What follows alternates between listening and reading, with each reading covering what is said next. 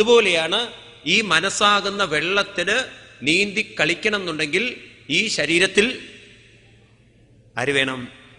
ഹരിയാകുന്ന ചൈതന്യം വേണം. എന്ത് രസമാണ് നോക്കൂ. മത്സ്യത്തിന് അങ്ങോട്ടും ഇങ്ങോട്ടും താഴോട്ടും മേലോട്ടും ഒക്കെ പോകണമെന്നുണ്ടെങ്കിൽ വേണ്ടേ? അതുപോലെ ഈ മനസ്സാകുന്ന മത്സ്യത്തിന് കളിക്കണമെങ്കിൽ ആര് വേണം? ഉള്ളിൽ നിറഞ്ഞിരിക്കുന്നൊരു ചൈതന്യം. അത് തന്നെയാണ് ഹരി. അതുകൊണ്ട് ആ ഹരിയുടെ യശസ് പറയാതെ അങ്ങ് എന്തെഴുതി വെച്ചാലും അതില് ഹംസങ്ങൾ കുളിക്കേണ്ട തടാകത്തിൽ കാക്കകൾ പോയി കുളിക്കുന്നു പറയാണ്. നിരമന്തി അതിൽ അവര് പോയി കുളിക്കില്ല, ഹംസങ്ങൾ കുളിക്കില്ല. സാധാരണ ഹംസങ്ങൾക്ക് ഇത്തിരി സ്റ്റാൻഡേർഡ് ഉണ്ട്. അവര് മാനസ സരോവരിലൊക്കെയാണ് ഇത്തിരി കുളിക്കുള്ളൂ.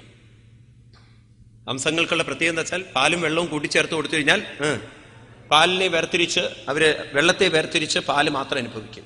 അപ്പൊ അങ്ങനെയുള്ള ഹംസങ്ങള് അങ്ങയുടെ ഈ എന്താണ് ഹംസം എന്ന് പറഞ്ഞാൽ വിവേകികള് ഈ ഗ്രന്ഥങ്ങളൊന്നും വായിക്കാൻ പോകുന്നില്ല. പുരാണങ്ങളും മഹാഭാരതം ഒന്നും ഉപയോഗിക്കില്ല. അതുകൊണ്ട് എന്ത് വേണം? സവാ വിസർഗോ ജനതാക വിപ്ലവോ യസ്മിൻ പ്രതിശ്ലോകം അബദ്ധവത്യഭി നാമാന്യനന്ദശേഷോങ്കിതാനിയൽ ശൃണ്വന്തി ഗായന്തി ഗൃണന്തി സാധവ. സവാ വിസർഗോ ജനതാക വിപ്ലവോ യസ്മിൻ പ്രതിശ്ലോകം അബദ്ധവത്യഭി. അങ്ങ് ഒരു കാര്യം ചെയ്യൂ, ഒരു കൃതി രചിക്കൂ. അതിലെന്തായിരിക്കണം? നാമാന്യനന്ദശേഷോങ്കിതാനിയൽ ശൃണ്വന്തി ഗായന്തി ഗൃണന്തി സാധവ. ഭഗവാന്റെ മഹിമ വർണ്ണിച്ചുകൊണ്ട്, നാമങ്ങൾ വർണ്ണിച്ചുകൊണ്ട്, ഭഗവാന്റെ ആ മഹത്വം പരിപൂർണമായി കാണിച്ചുകൊണ്ട് അങ്ങ് എഴുതൂ. അതിൽ അബദ്ധവത്യഭി, കുറെയൊക്കെ അബദ്ധങ്ങൾ ഉണ്ടായാലും കുഴപ്പമൊന്നുമില്ല. ഭാഗവതർ നാരദ മഹർഷിയുടെ സ്വാതന്ത്ര്യം കൊടുക്കുകയാണ്.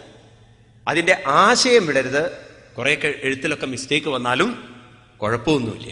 അതുകൊണ്ട് ഈ ഭാഗവതം വായിക്കുമ്പോണ്ടല്ലോ ചിലർക്കൊക്കെ ഇങ്ങനെ ഒരു തോന്നലുണ്ടാവും, തെറ്റിയ അപകടം ഉണ്ടോ എന്ന്. തെറ്റിയാലൊന്നും അപകടമൊന്നും ഇല്ല. അതിന്റെ പിന്നിലുള്ള ഭാവന വിടാഞ്ഞാൽ മതി. നമ്മൾ ഈ വായിക്കുന്നതൊക്കെ മനസ്സിനെ ആരിലേക്ക് കൊണ്ടുവരാനാണ്? ഭഗവാനിലേക്ക് കൊണ്ടുവരാനാണെന്നുള്ള കാര്യം മറക്കരുത് പറയാണ്. അതുകൊണ്ട് അങ്ങ് ഭഗവാന്റെ മഹിമയെ വർണ്ണിക്കുന്ന അതോ ഭഗവാനമോകതൃ ശുചിശ്രവ അസത്യരഥോ ധൃതവ്രത ഒരു ക്രമസ്യാഖിലബന്ധമുക്തയേ സമാധിന അനുസ്മര അൽവിജേഷ്ടിതം. മഹാഭാഗ്യം ചെയ്തവനല്ലേ അങ്ങ്. അമോഘതൃ എല്ലാം അറിയുന്നവനല്ലേ അവിടുന്ന്. ശുചിശ്രവ സത്യസന്ധനാണ്, സത്യരഥനാണ്. അങ്ങ് ധൃതവ്രതനാണ്, എല്ലാം കൊണ്ടും കേമത്തുള്ള ആളാണ്. ഒരു ക്രമസ്യ അഖിലബന്ധമുക്തയെ, എല്ലാവരുടെ മനസ്സിനെയും എല്ലാ ദുഃഖങ്ങളിൽ നിന്നും, എല്ലാ വിഷമങ്ങളിൽ നിന്നും, എല്ലാ ഭയത്തിൽ നിന്നും മുക്തമാക്കാൻ അങ്ങ് ഭഗവാന്റെ മഹിമയിലേക്ക് അവരുടെ മനസ്സിനെ ഉയർത്താൻ സമാധിന അനുസ്മര തൽവിഷ്ഠിതം. ആ ഭഗവാന്റെ മഹിമയൊക്കെ മനസ്സിൽ കണ്ടുകൊണ്ട് അങ്ങൊരു കൃതി എഴുതൂ എന്നാണ്. അപ്പൊ എന്തിനാ ഭാഗവതം രചിച്ചിരിക്കുന്നത്? മറ്റു പുരാണങ്ങളിൽ നിന്ന് ഭാഗവതത്തിന്റെ വ്യത്യാസം, മറ്റു പുരാണങ്ങളൊക്കെ ഏതെങ്കിലും ഒരു ദേവന്റെയോ ദേവിയുടെയോ മഹിമ പറയുകയാണെങ്കിൽ ഭാഗവതം പറയുന്നത് ഓരോരുത്തരിലും നിറഞ്ഞിരിക്കുന്ന ഉള്ളിൽ നിറഞ്ഞിരിക്കുന്ന ഭഗവാന്റെ മഹിമയാണ്. ഭാഗവതം നിങ്ങളെ നയിക്കുന്നത് ഒരു മൂർത്തിയിലേക്കല്ല, ഭാഗവതം നിങ്ങളെ നയിക്കുന്നത് നിങ്ങളിലേക്ക് തന്നെയാണ്. നിങ്ങളുടെ വ്യക്തിത്വത്തിന്റെ ഉള്ളിലേക്കാണ് ഭാഗവതം നയിക്കുന്നത്. അതുകൊണ്ട് തതോന്യതാ കിഞ്ചന യദ്വിവക്ഷത പൃഥഗ്ദൃശത്തൽ കൃത നാമരൂപവി ന കുത്രചിത്വാഭിജ ദുസ്ഥിതാമതിൽ ലഭേദപാദാഹത നൗരിവാസ്പദം. അന്യത, അങ്ങ് ഇതിൽ നിന്ന് മറ്റൊന്നാണ് എഴുതുന്നതെങ്കിൽ പൃഥഗ്ദൃശ, ദൈവത്തെ പൃഥക്കായി കണ്ടുകൊണ്ട്, നാമരൂപവി, ഈശ്വരനൊരു നാമവും രൂപവും വെച്ചുകൊണ്ട്, ദേവീ ഭാഗവതം, ശിവപുരാണം, ഇതൊക്കെ അങ്ങനെയാണ് എഴുതിയിട്ടുള്ളത്. ഇങ്ങനെയൊക്കെയുള്ള പുരാണങ്ങളൊക്കെ അങ്ങ് എഴുതിയിട്ടുണ്ടല്ലോ. നാമരൂപങ്ങൾ വെച്ചുകൊണ്ട് എഴുതിയിരിക്കുന്ന അതൊക്കെ ആ പൃഥക് വ്യത്യസ്തമായി കണ്ടുകൊണ്ട്, ഇതൊക്കെ ആളുകളുടെ മനസ്സിനെ ഏതുപോലെയാണത്രേ? കാറ്റിൽ പോകുന്ന, ബാലൻസ് ഇല്ലാതെ പോകുന്ന തോണി പോലെ ആളുകളുടെ മനസ്സിനെ എവിടെയും എത്തിക്കില്ല എന്നർത്ഥം. മനസ്സിലായോ? പുറമേ ഒരു ദൈവത്തിനെയാണ് അങ്ങ് വർണ്ണിക്കുന്നതെങ്കിൽ, ഇത്രയും കാലം അങ്ങ് ചെയ്തിരിക്കുന്നത്, അവരുടെ മനസ്സിന് ഒരിക്കലും ഗതി കിട്ടില്ല. കാരണം ഒരു പുറമേ ഇരിക്കുന്ന ദൈവത്തിലേക്കും മനസ്സിനെ കൊണ്ടുപോകാൻ പരിപൂർണമായി സാധ്യമല്ല. എന്തുകൊണ്ടാണെന്ന് വെച്ച് കഴിഞ്ഞാൽ, മനസ്സിന്റെ ഒരു ദൗർബല്യം എന്താന്ന് വെച്ചാൽ, മനസ്സിന് ഒരു നാമത്തിലും ഒരു രൂപത്തിലും പെർമനന്റായി നിൽക്കാൻ സാധ്യമല്ല. സാധിച്ചിട്ടുണ്ടോ നിങ്ങൾക്ക്? ഗുരുവായൂരപ്പനെ തന്നെ അങ്ങോട്ട് മനസ്സിൽ വിചാരിക്കുക, നിൽക്കുവോ? ഒരു മിനിറ്റൊക്കെ നിൽക്കും. പിന്നെയോ? പിന്നെ അതൊന്ന് പോരും.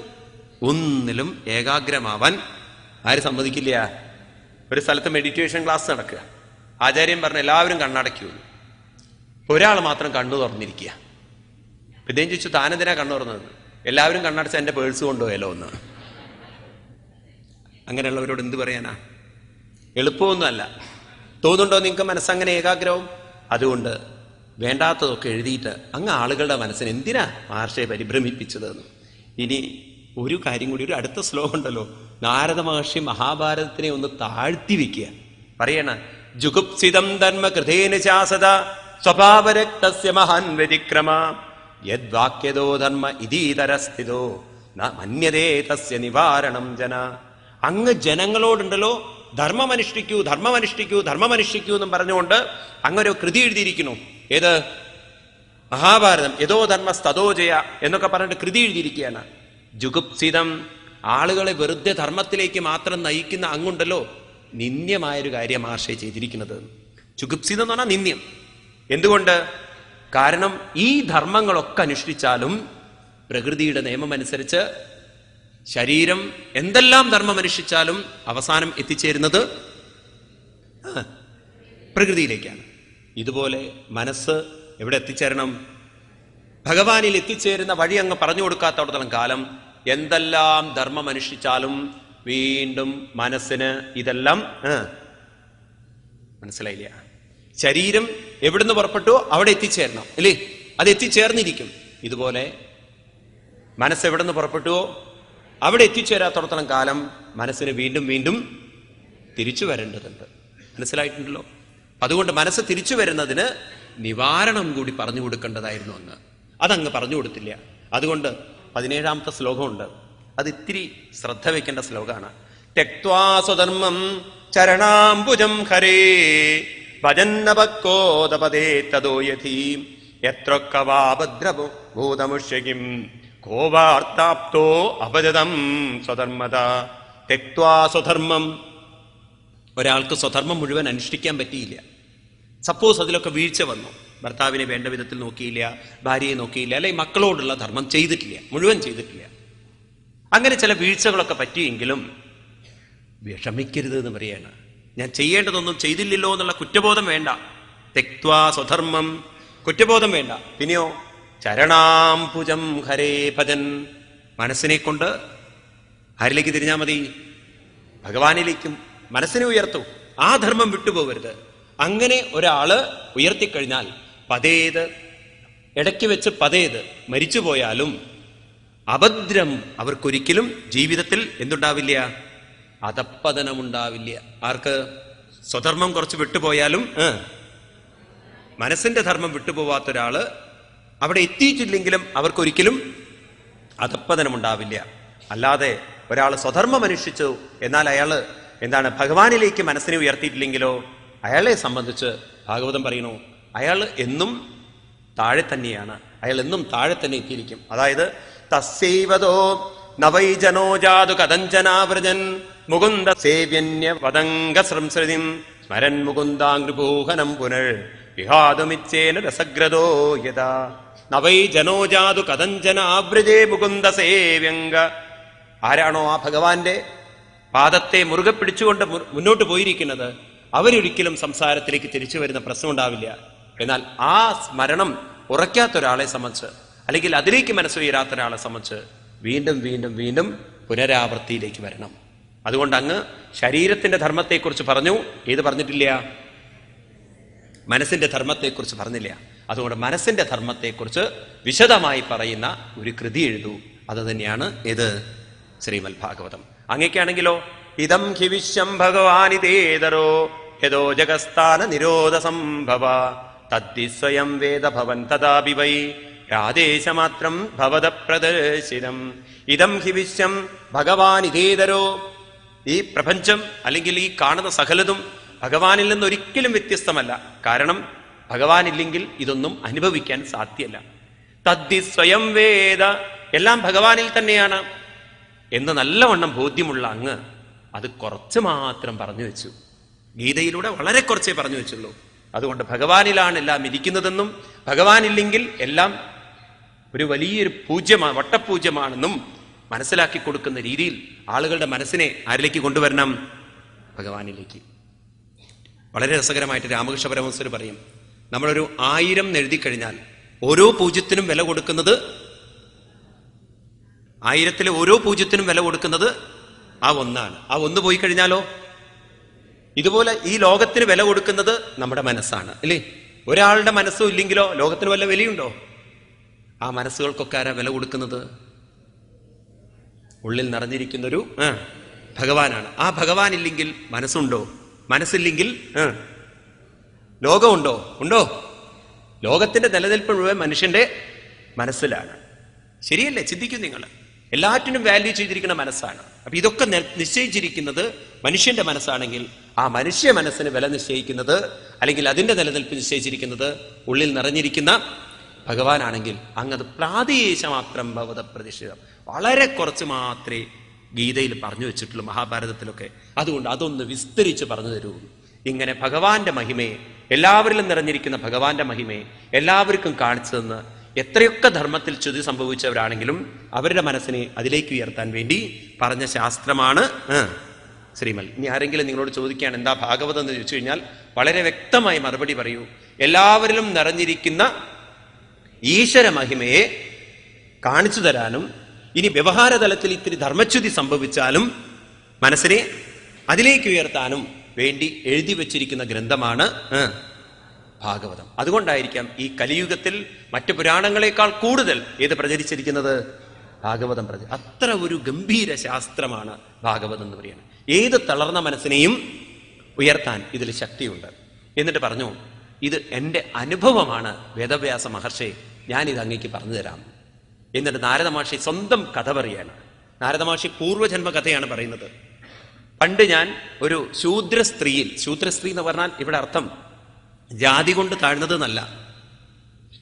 ശൂദ്രസ്ത്രീ എന്ന് പറഞ്ഞാൽ ഈ ആധ്യാത്മികമായ സംസ്കാരങ്ങളൊന്നും ഇല്ലാത്തൊരു സ്ത്രീയുടെ ഒരു മകനായിട്ട് ജനിച്ചു. അച്ഛൻ ആരാന്നൊന്നും അറിയില്ല.